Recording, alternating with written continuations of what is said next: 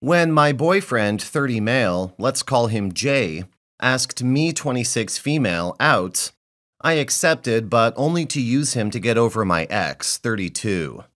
I had just been through a crazy breakup.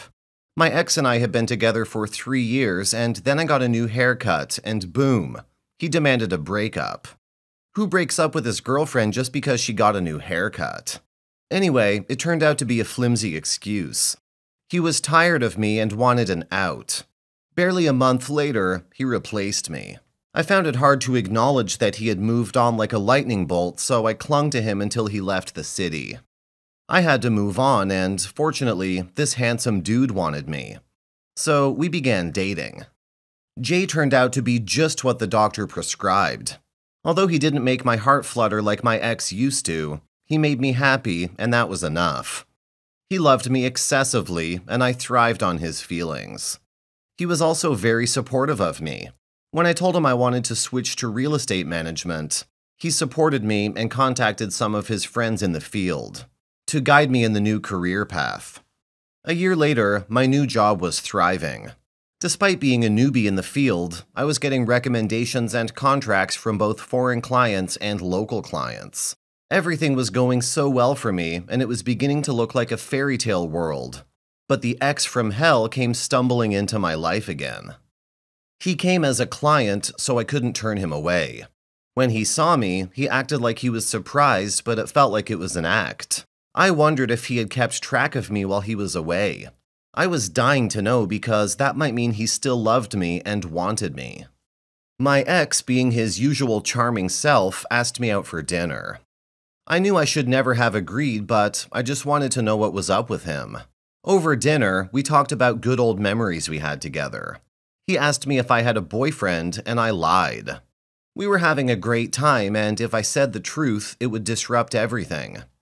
He told me he was happy I was still single. I asked him what that meant, but he promised to give me an answer when we next met.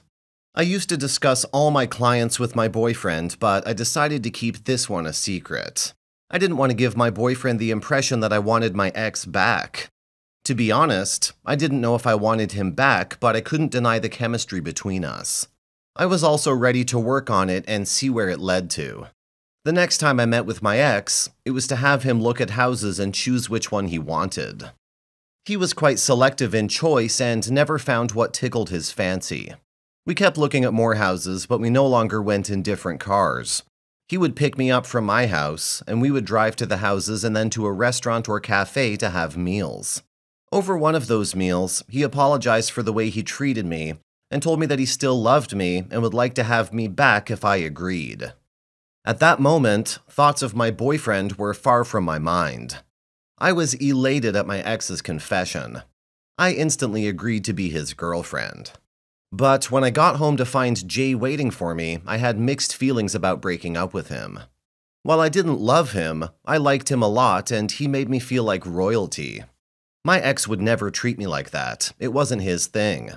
Instead of the original plan to break up with him, I kissed him and we had a good night, with our relationship still intact. Jay had this admirable habit of cleaning up. He was a neat freak who couldn't stay still if he suspected there was something as little as a small pile of useless paper on the floor. He had slept over, so I left him for work. When I returned, I didn't meet the usual smiling Jay I knew. He was fiddling with a box which I recognized instantly. My ex gifted it to me a few days ago. It was a resin jewelry box with an inscription that said, "You are my sunshine." I didn't know why he had given me such a cute and affectionate gift, but I loved it. I didn't want my boyfriend to find it, so I hid it in the small pile of dirty laundry. I should have known the urge to clean up would lead him there. He asked me who the gift was from. I told him it was from my ex. His eyes widened in surprise at the knowledge. He asked me why I accepted a gift from my ex when I had a boyfriend, and I told him it was nothing serious.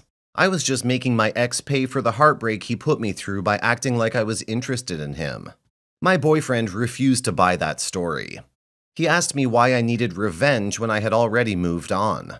He was speaking with a cool tone, but his questions got me so annoyed that I blew up. I yelled at him to try and understand my feelings. After a long stare, he went into the bedroom, packed his stuff, and then came back to tell me he was breaking up with me.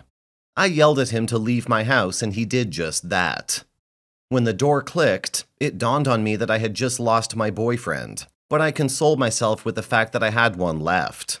I texted my ex to meet up the next day. But Jay ruined my day and my life. I didn't know how he got in contact with my ex. He sent him screenshots of our texts that incriminated me. My ex was so mad when he came to my house. He threw his phone at me. Luckily, I dodged it and it hit the wall behind me. I tried to explain that it was him I loved.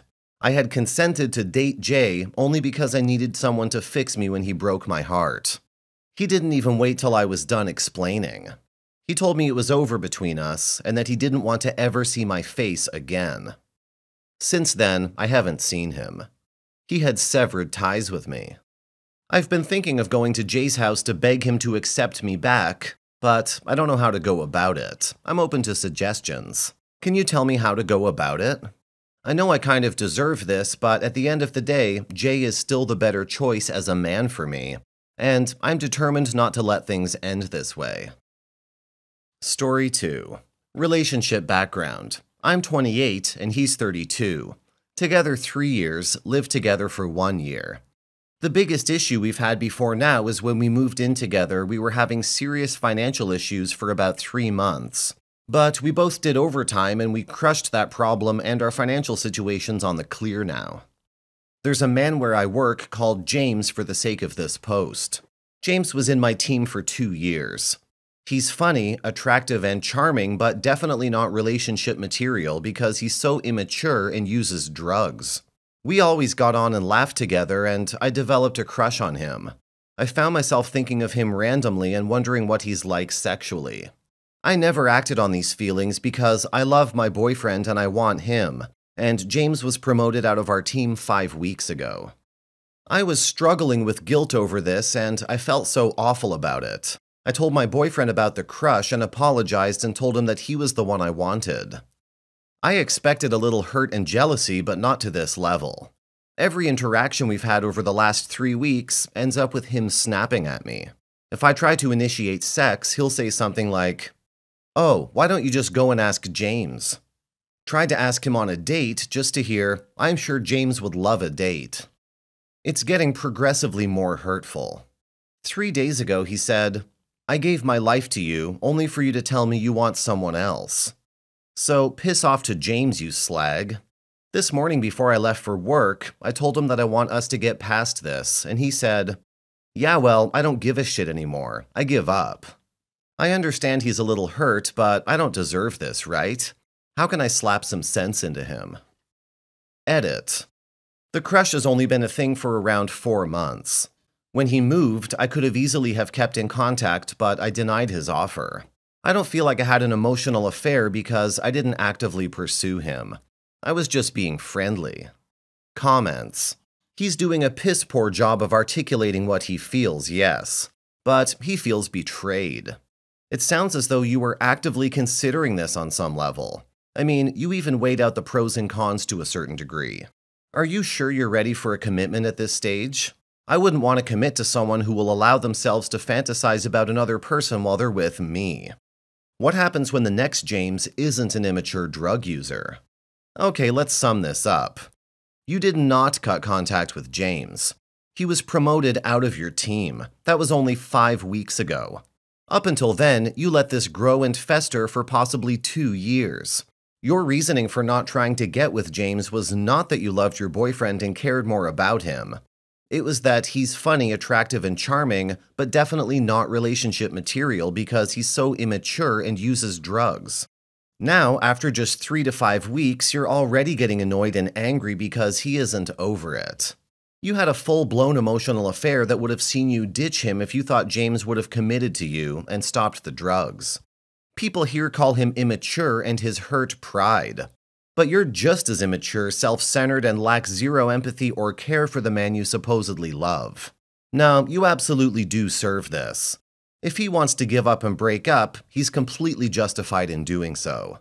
The only one who needs some sense slapped into them isn't him, it's you. Yes, he's immature and not handling this well, but you're downplaying it. Completely ignoring what you did and pretending it was nothing while demanding he get over it. Now that James is no longer an option, you confess your infatuation with him. Seems like you considered cheating at several points in knowing this guy, but decided not to.